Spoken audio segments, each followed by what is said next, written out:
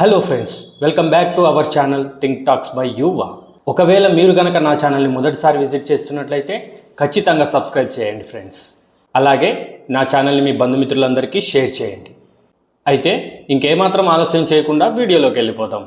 So friends, మీ అందరికీ బాగా గుర్తే ఉండుంటుంది, బీజేపీ ప్రభుత్వం గత సంవత్సరంలో అంటే 2024లో వక్ఫ్ అమెండ్మెంట్ బిల్ 2024 అనేసి ఒక బిల్లు ఈ వక్ఫ్ బోర్డుకి వ్యతిరేకంగా ఒక బిల్ అనేది తీసుకురావటం జరిగింది. అయితే ఇది ఇంకా అమలు అవ్వలేదు.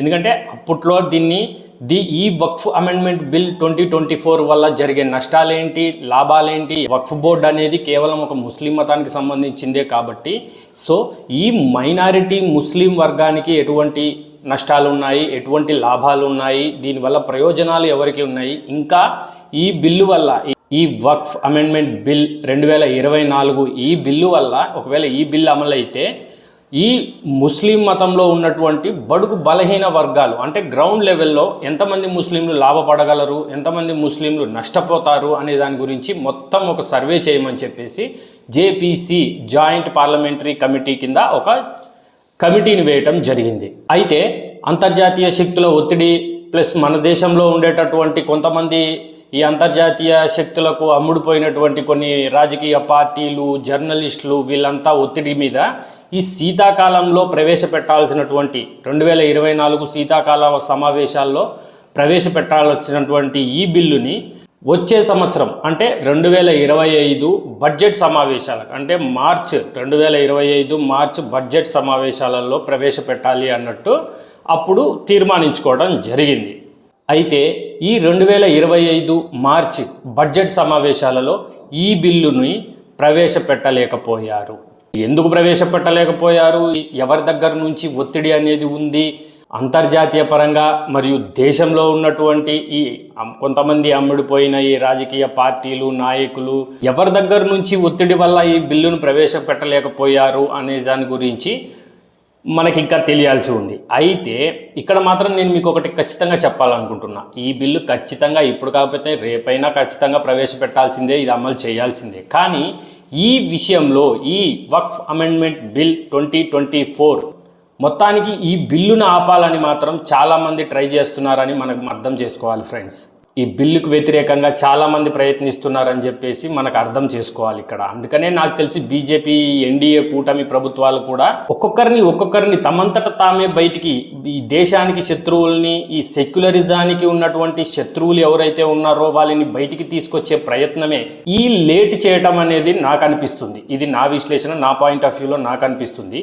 చాలామంది మీరు అనుకోవచ్చు, వక్ఫ్ బోర్డు బిల్లు అసలు మొత్తం వక్ఫ్ బోర్డుని తీసేయాలి, వక్ఫ్ బోర్డు బిల్లుని తొందరగా తీసుకురావచ్చు కదా, బీజేపీ అమ్ముడుపోయిందా, లేకపోతే బీజేపీ భయపడుతుందా, బీజేపీ వెనకడుగేస్తుంది ఎందుకు, ఇంత ఆలస్యం ఎందుకు, ఎప్పుడో శీతాకాల సమావేశాల్లో ప్రవేశపెట్టాల్సినటువంటి ఈ బిల్లు ఇంతవరకు ఎందుకు రాలేదు, ఇది బీజేపీ ఇది హిందువుల మనోభావాలతోటి ఆడుకుంటుంది, ఇలాంటి భావనలతోటి చాలామంది తర్జన భర్జన అవుతుంటారు. ఫ్రెండ్స్, మీరు ఇక్కడ ఒక విషయం గమనించాలి, ఈ వక్ఫ్ అమెండ్మెంట్ బిల్ 2024 అనేది పాస్ అవ్వకుండా చాలా వరకు అంతర్జాతీయ శక్తులు అనేటివి మన దాయాది దేశమైన పాకిస్తాన్ కావచ్చు, లేకపోతే మనకు ఉండేటటువంటి అంతర్జాతీయ పరంగా ఎంతమంది శత్రువులు ఉన్నారో వాళ్ళందరి తరపు నుంచి కావచ్చు, ఏ రకాలైనటువంటి దాడులు అంటే థ్రెట్స్, ఏ ప్రమాదాలు ఉన్నాయి, దేశానికి పొంచి ఉన్నాయి అనేది మనం ఇక్కడ అర్థం చేసుకోవాలి. ఎందుకంటే ఒక దేశానికి హోమ్ మినిస్టర్గా అమిత్ షా గారు దేశ సంరక్షణకి NIA అంటే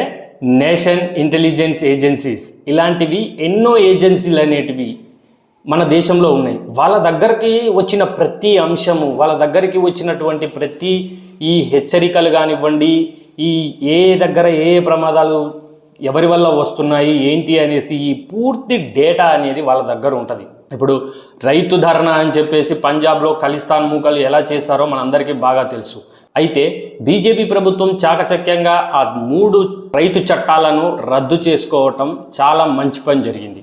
ఎందుకంటే ఈ 3 రైతు చట్టాలు యాక్చువల్గా అమలయ్యి ఉంటే, ఆ 3 రైతు చట్టాలు అమలయ్యి ఉంటే రైతులు చాలా బాగుపడి ఉండేవారు.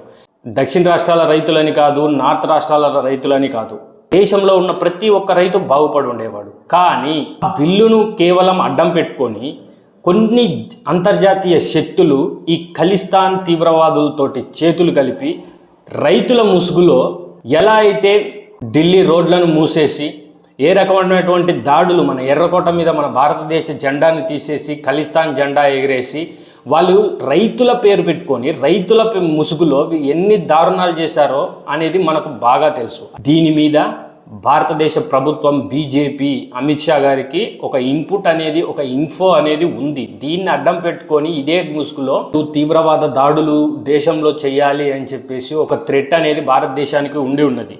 ఇది గమనించిన మన ప్రధానమంత్రి మోడీ మరియు అమిత్ షా గారు ఫార్మ్ బిల్లులు ఈ 3 రైతు చట్టాలను మేము వెనక్కి తీసుకోవటం జరిగింది అని చెప్పేసి ఖలిస్తాన్ మరియు అంతర్జాతీయ తీవ్రవాదాలకు సంబంధించినటువంటి ఈ నాయకులు వీళ్ళందరి టూల్ కిట్ వీళ్ళందరి పన్నాగాన్ని చుట్టి డస్ట్బిన్లో పడేయడం జరిగింది. సో ఆ రకంగా ఈ వక్ఫ్ అమెండ్మెంట్ బిల్లును కూడా ఏదో ఒక రకంగా దీన్ని ఆపాలి అనేటటువంటి కుట్రలు కానివ్వండి, లేకపోతే ఈ బిల్లును అడ్డం పెట్టుకొని భారతదేశ ప్రభుత్వం అనేది మైనారిటీ హక్కులను కాలరాస్తుంది, మైనారిటీ మతాలను చిన్నచూపు చూస్తుంది, వారికి దక్కాల్సిన హక్కులను దక్కించట్లేదు అనేసి ఇలాంటి చాలా ప్రోపగాండాలు అనేటివి క్రియేట్ చేసేసి దీని మీద హింసను రేకెత్తించటం, సామాన్య ప్రజలను భయభ్రాంతులకు గురి చేసి దేశంలో గందరగోళం సృష్టించటం, ఇలాంటి థ్రెట్స్, ఇలాంటి ప్రమాదాలు, ఇలాంటి హెచ్చరికలు అనేటివి ముందుగా మీకు నాకు అనేటివి తెలియదు. ఎందుకంటే మనం సామాన్య ప్రజలు కాబట్టి టైం వచ్చినప్పుడు, సమయం వచ్చినప్పుడు ఆటోమేటిక్గా ఈ బిల్ అనేది పాస్ అయిపోతుంది. ఈ బిల్లు గురించి మీరు ఎటువంటి అనుమానాలు పెట్టుకోవాల్సిన అవసరం లేదు. ఇది మాత్రం నేను మీకు ఖచ్చితంగా చెప్పగలను ఫ్రెండ్స్. సో ఇది ఫ్రెండ్స్ నా విశ్లేషణ మీకు ఎలా అనిపించింది కింద కామెంట్ సెక్షన్లో కామెంట్ చేయండి. అలాగే నా ఛానల్ని సబ్స్క్రైబ్ చేసుకోండి. ఈ వీడియోని లైక్ చేయడం మర్చిపోవద్దు. దయచేసి నా వీడియోని మీ బంధుమిత్రులందరికీ కూడా షేర్ చేయండి. ఒక మంచి వీడియోతో మళ్ళీ కలుద్దాం.